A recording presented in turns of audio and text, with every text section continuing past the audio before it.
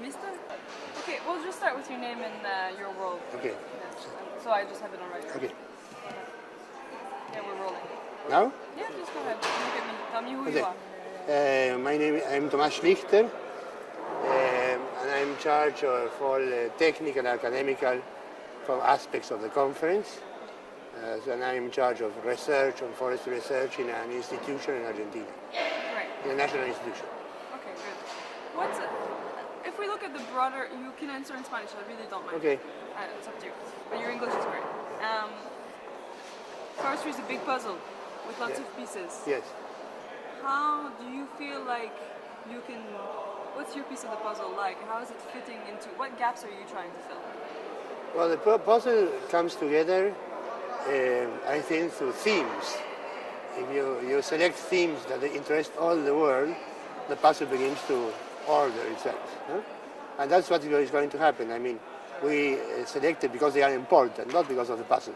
Because they're important two very relevant aspects, as the climate change and the relation with forests. You know, forests are going to be affected by climate change. The distribution of forests are going to be affected because forests are going to die and going to grow in different parts. That's going to happen. And also, the same is going to happen with agriculture. And forests are also a possibility of mitigation of climate change, so the sequestration of carbon. So forests have a lot to do. And also forest wood is a possibility to produce energy.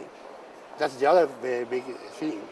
And both things, the production of energy and climate change, are both related because you substitute fossil fuels by producing energy from wood. And you lower the emissions of carbon. So both things are in the center of the discussions now. And going back to the puzzle reorders through this and goes together to the discussion of a thing that interests to all. It's of interest of the whole world. What are so the project But there may be different opinions, of course, about that, but it doesn't matter. Okay. Yes? The project we're working for is called Growing Forest Partnerships. Growing Forest. Yes, or agriculture. And what it's trying to do is be, imagine a cup with rocks in it, and it's trying to be sand to try to fill all the holes. Yes. What would be some initiatives that you could talk to me about that are happening that are really good, that you think need some support from outside organizations like the World Bank or IISD, things like that? Well, things that people are thinking about as compensation, some kind of compensation for the better management of forests, reforestation, or limits to deforestation in order to help to mitigate the climate change or diminish climate change. We are thinking, or people are thinking, in some compensation for the people that don't deforestate but that manage better. I think that's a very good initiative. The problem there is that these initiatives sometimes are then very ineffective, as the MDL, the Clean Development Mechanism, from the Kyoto Protocol. There's a lot of consultancies in the middle that earn money. They should earn it, must earn it, but it's much more money for the consultancies than for the producer, for the manager of the forest. And these things, to develop a non-bureaucratic, effective mechanism to bring the ideas to the field, I think that's a very important role for people that are all over the world and can then think in different situations and discuss ideas for to solutions. They diminish the international bureaucracy.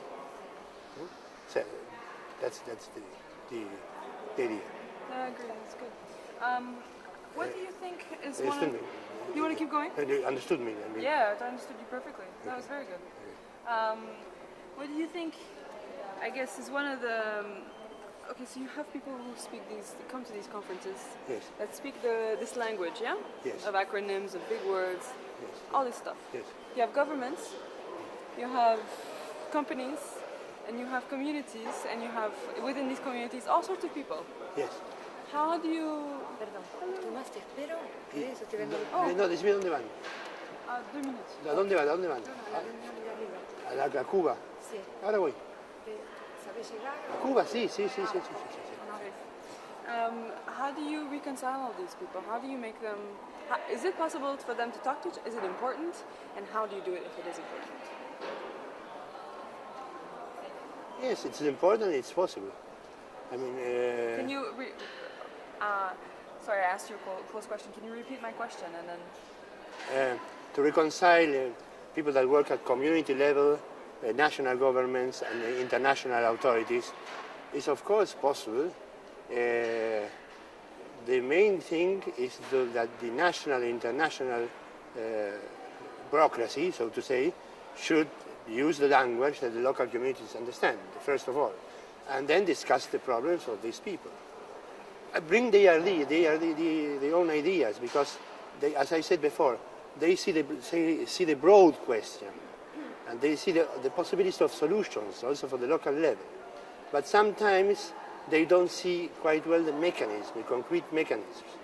And then when the people of the local communities or local people, if they see that there are viable mechanisms to improve their situation, I think that it's very important, very simple to work together. It's use the correct language, and also bring the ideas to a thing that is applicable. Then the local communities are going to understand it. It's not a question of, it's a question of well-applied intelligence.